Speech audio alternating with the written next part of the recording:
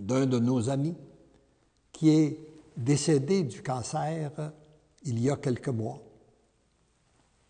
Et tout au cours de sa maladie, lorsque je l'ai rencontré, il m'a dit « Je n'ai qu'un mot pour décrire ce que je vis, c'est jubilation. »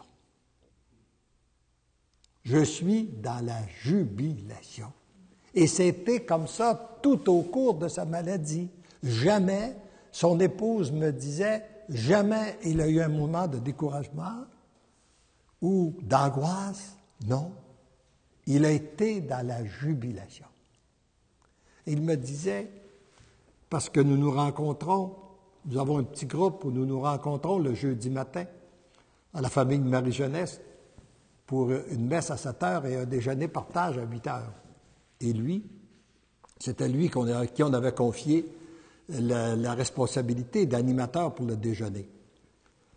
Alors, il m'a dit, quand j'ai appris que j'avais le cancer, je me suis rappelé ce que tu nous avais raconté un matin. Un matin, alors que je revenais d'un voyage en Europe, en Allemagne, un Polonais était venu me voir. Il était infirmier de profession, un type dans la cinquantaine. Il est accompagné de son ami médecin et il est aux prises avec un cancer non guérissable.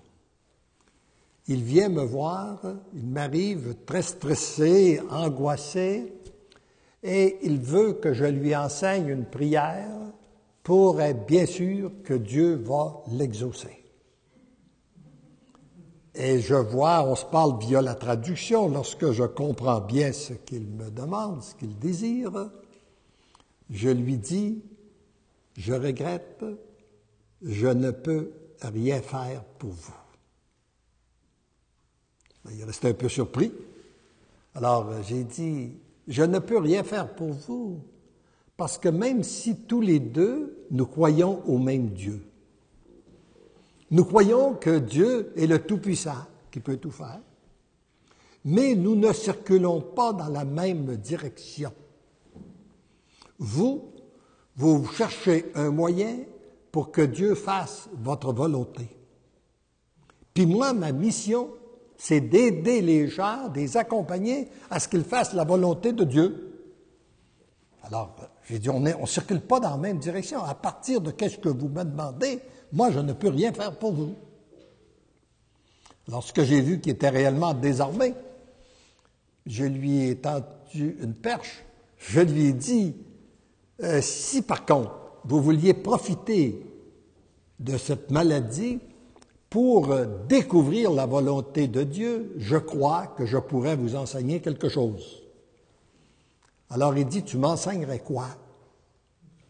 Bien, j'ai dit, je vous enseignerais d'aller de l'autre côté de la rue, parce que de l'autre côté de la rue, il y avait une chapelle, il y avait une église.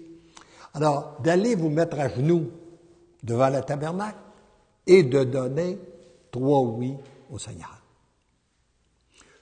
Oui, Seigneur, si tu veux me guérir. Oui, Seigneur, si tu veux que je demeure malade à travers ce cancer-là. Puis oui, Seigneur, si tu veux me rappeler à toi à travers ce cancer. Si c'est la fin de ma vie, je te donne mon oui.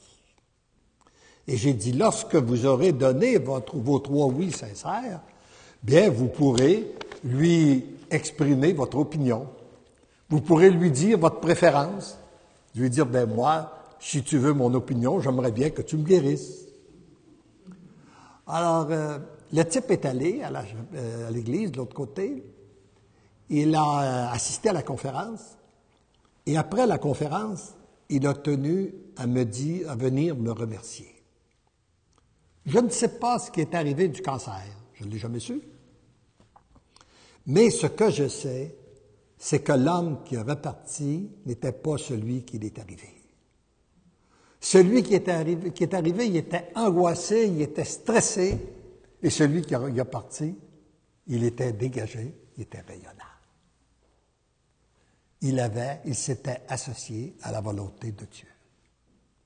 Et mon ami me dit, lorsque j'ai appris que j'avais le cancer, je me suis empressé d'aller à l'église devant le Seigneur pour lui donner mes 3 oui. Et je n'ai jamais vécu autre chose que de la jubilation tout au cours de ce cancer-là. Alors, voyez-vous, ceci vous démontre que peu importe la situation, on peut être dans la paix, dans la joie.